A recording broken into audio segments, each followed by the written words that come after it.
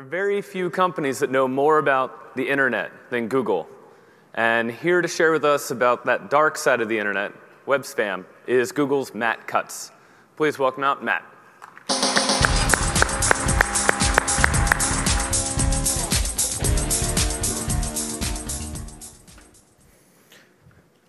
All right. My name is Matt Cutts. I'm an engineer at Google. I've been at Google for a little over 8 years. Most of that time, I've worked on spam. Now, what do I mean when I say spam? I'm not talking about email spam, spam showing up in your inbox. I'm talking about web spam. Web spam is when somebody tries to cheat or take shortcuts or break the rules so that their website shows up higher than it deserves to show up. Let me show you an example. If you're looking for clip art, you probably don't want a page like this. You've got clip art with misspellings, keyword stuffing, gibberish. There's all sorts of stuff on this page except for clip art. That's the kind of thing you don't want showing up in your search results. Let me show you one more example. It's a little bit of an eye chart, so I'll tell you what it is. This spammer has systematically taken the phrase tax deferred and misspelled it in every way he can think of. So what he's looking for is someone who's trying to type in tax deferred and doesn't know how to spell it, or their hand slipped on the keyboard, and they're waiting with a keyword net to gather together all of these different pages and show up higher on the search engines. So that's what web spam is. What does Google know about it? Well, we know what the root cause of it is, and that's a pretty simple answer: money. For the most part, if a spammer can make money off of your system, whether it be free hosting or links that they can convert to money, that's what you need to try to deny against. You need to look at ways that you can prevent that. Now, most of the time it's about money, but I wanted to show you one example that I saw a few years ago. This is recreated from church. This is not the actual page, but someone sent me this and said, check out this page. And it looked like a completely normal Catholic church, communion on Fridays. So I went and checked it out, and there was a lot of white space down at the bottom. So I said, you know what, let's take the mouse and highlight the bottom of the page. And sure enough, Catholicism, Catholicism, Catholicism, all down the bottom. So this church was not spamming for money, it was spamming for your eternal soul. And that's not the sort of church you probably want to sign up with. So most of the time, it's about money. What else do we know about spam? Trust and reputation. If you can build it into your website service or your website, is a really great way to help reduce spam. And let's look at some real-world examples. eBay and Amazon are fantastic at this. If you look at this seller, he sold 200 things. Everybody's been positive about him. And he's been on the system for more than 5 years. So that's a real-world signal that this person can be trusted. Likewise, Stewart Brand, Amazon has actual money. They have credit card data, just like eBay. So when Stewart Brand rates something as 5 stars, you know that that's probably a real book. It's a real site. It's a real person. And that makes it more resistant to spam. Google has a system of reputation called PageRank. Before Google, most of the major search engines would look at the content of a page and would only rank based on the content of the page. So if you cloned whatever was at number 1, you could sometimes hijack their listing. And what Google did that was different is it started to look at the backlinks to a site and say, how important are the people that link to this page? And that's really, really useful to be able to say whether a page is spam or not.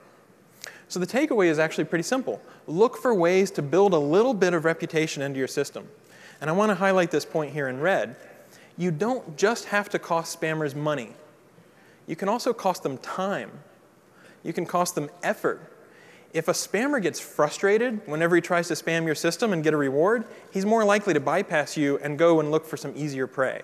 So think about the spammer mindset and figure out how you can annoy them. Now, at this point, I have to insert one obligatory slide, or else I will be burned in effigy as soon as I walk out of the hall. And that is search engine optimization, the practice of trying to get your website to rank higher in search engines, is not spam. Google does not hate SEO. There are plenty of valid white hat guys who can help you out. All you have to do is ask for references. A valid SEO is not going to not tell you what they're doing. They're not going to hide their tactics. They'll give you a very open description of what they're working on. So there's some very simple tips to find some good guys. All right, let's get back to some stories. This is an email that's been bouncing around for over 8 years. It claims a computer illiterate man in Massachusetts has cracked the search engine algorithms and can guarantee top rankings. I almost imagine this guy saying, OK, switch the order of these 2 words, and suddenly the traffic is like, goosh, right? And oh, we're going to have to buy some more servers.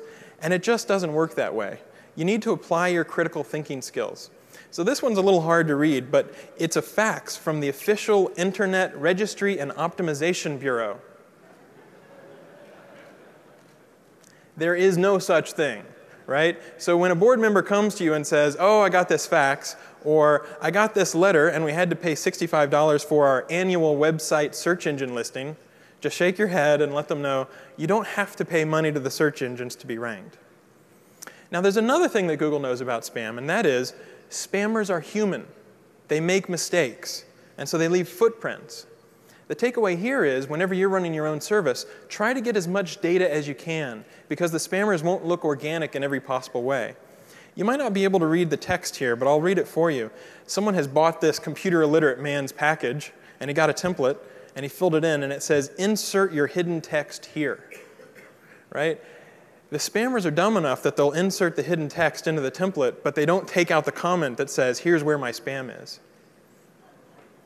Now, another piece of good news is that it's very easy to prevent these attacks. If you get even a little bit off the beaten path, you'll lower your risk profile. So if you're a blogger, you've probably seen these CAPTCHAs. One blogger says, just type the word orange. That's all you have to do to prove that you're a human. And the vast majority of bots will never do that. On my blog, my personal blog, mattcutts.com, I just ask a math question. So what's 2 plus 2? And that saves you a ton of trouble. There are other people who will require a valid email address. This is a really clever technique. One person says, leave this field blank. And in the form, it's labeled email. And all the bots will say, oh, this is an email field. I'll fill it in with a fake email address. Whereas a human will read it and say, OK, I'll leave that field blank. One of my favorite CAPTCHAs is called the kitten CAPTCHA, or kitten auth. It shows you pictures of animals and says, OK, click on all the kittens, or in this case, click on all the foxes. And bots are really bad at telling a fox from a dolphin. So if somebody comes through here, you know that it's a real person. Now we get to the depressing part of my 10 minutes. Unfortunately, Google also knows that spam will get more malicious and more dangerous in the coming months and years. So just yesterday, there was a SQL injection attack that affected 500,000 pages on the web. What you can do, keep your software fully patched. You know what? This is Web 2.0. You should probably be running a lot of your software as a service. Then you don't have to worry about patches. You can just let the other people worry about it. And it's important to look at the security holes in your system. Try to find those cross-site scripting holes before the hackers do. So what are the insights that I want you guys to walk away with? It's actually not that hard. Number one, try to get some trust, some reputation into your system. Because if you can lower your risk profile, if you can get even a little bit off the beaten path, away from these default software installations, you'll save yourself a ton of grief. And spammers are human. You can make them angry. You can make them frustrated. You have the power to raise their blood pressure. Take advantage of that. Make them cost in time. Make them spend extra effort trying to spam you. If you remember anything from my entire talk, I'd like you to remember this slide. Dan made fun of us for saying don't be evil, but this truly is a don't be evil service that we provide. It's completely free. You register your site, and then if we see that your site has been hacked, or if we see white text on a white background, something like that, we'll often drop you a note and give you a heads up and say, you know what, there's a problem with your website. It's a great service because you can not only get all sorts of information about your site, you can see what are my backlinks, how slow is my site loading, what words are people using to find my page, but you'll also find out whenever your site has problems. So in general, spam is avoidable. If you take advantage of these insights, if you take away these actionable items, then you don't have to worry about spam breaking your heart either. Thanks very much.